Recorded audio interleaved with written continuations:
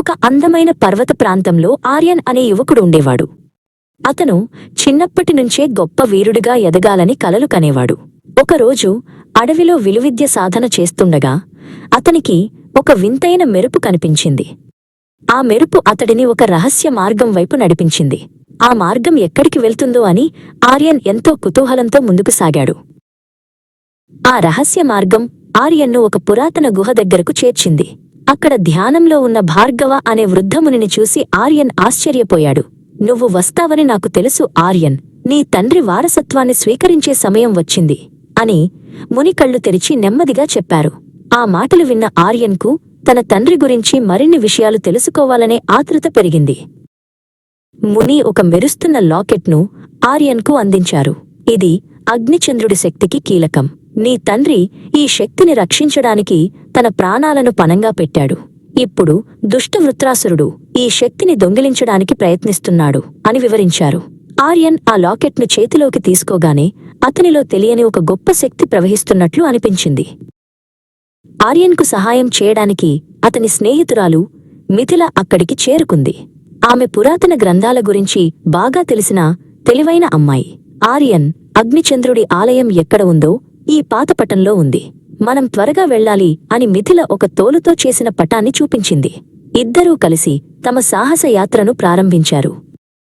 సూర్యుడు అస్తమిస్తున్న సమయంలో సంధ్య అనే దేవతలాంటి స్త్రీ వారి ముందు ప్రత్యక్షమైంది. ఆమె అగ్నిచంద్రుడి సంరక్షకురాలు. "దారిలో చీకటి శక్తులు మిమ్మల్ని అడ్డుకుంటాయి, కాని ధైర్యాన్ని వదలకండి" అని ఆమె దీవించింది. సంధ్య తన చేతిలోని ఒక వెలుగుతున్న దీపంతో వారికి అగ్నిచంద్ర పర్వతం వైపు దారి చూపింది. వారు చివరికి పర్వత శిఖరాన ఉన్న అగ్నిచంద్రుడి ఆలయానికి చేరుకున్నారు. అక్కడ ఆకాశంలో సగం ఎరుపు సగం తెలుపు రంగులో ఉన్న అగ్నిచంద్రుడు వెలిగిపోతున్నాడు. మిథిల మరియు సంధ్య ఆ శక్తిని రక్షించడానికి అవసరమైన మంత్రాలను చదవడం ప్రారంభించారు. ఆలయ ప్రవేశద్వారం వద్ద ఉన్న విగ్రహాలు జీవం పోసుకున్నట్లుగా కనిపించాయి. అకస్మాత్తుగా ఆకాశం నల్లగా మారిపోయింది. భయంకరమైన రూపంతో వృత్రాసురుడు ప్రత్యక్షమయ్యాడు. "ఆ అగ్నిచంద్రుడి శక్తి నాకే కావాలి. నన్ను అడ్డుకునే మొనగాడు ఎవడు?" అని అతను గర్జించాడు. వృత్రాసురుడి కళ్ల నుండి నిప్పులు కురుస్తున్నాయి. ఆర్యన్ తన తండ్రి కత్తిని ధైర్యంగా బయటకు తీసి ఎదురుగా నిలబడ్డాడు. వృత్రాసురుడు దాడి చేయడానికి ప్రయత్నిస్తుండగా మిథిల మరియు సంధ్య తమ శక్తులను కలిపి ఒక కాంతి వలయాన్ని సృష్టించారు. ఆ వలయం ఆలయాన్ని మరియు అగ్నిచంద్రుడిని కాపాడుతోంది. "ఆర్యన్, ఇదే సమయం. నీ కత్తికి అగ్నిచంద్రుడి శక్తిని జోడించు" అని సంధ్య కేకవేసింది. రాక్షసుడు ఆ కాంతిని తాకలేక వెనక్కి తగ్గాడు.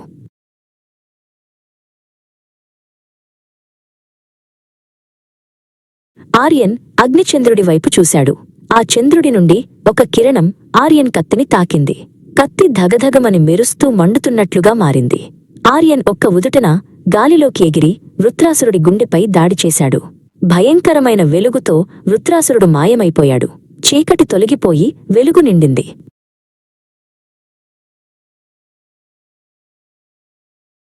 యుద్ధం ముగిసింది. అగ్నిచంద్రుడి శక్తి ఇప్పుడు సురక్షితంగా ఉంది. ముని భార్గవ అక్కడికి చేరుకుని, "నీ తండ్రి వారసత్వాన్ని నువ్వు నిలబెట్టావు ఆర్యన్. నువ్వు నిజమైన వీరుడివి" అని మెచ్చుకున్నారు. ఆర్యన్, మిథిల కలిసి కొండపై నుండి ఉదయిస్తున్న సూర్యుడిని చూస్తూ లోకానికి శాంతిని తెచ్చినందుకు సంతోషించారు.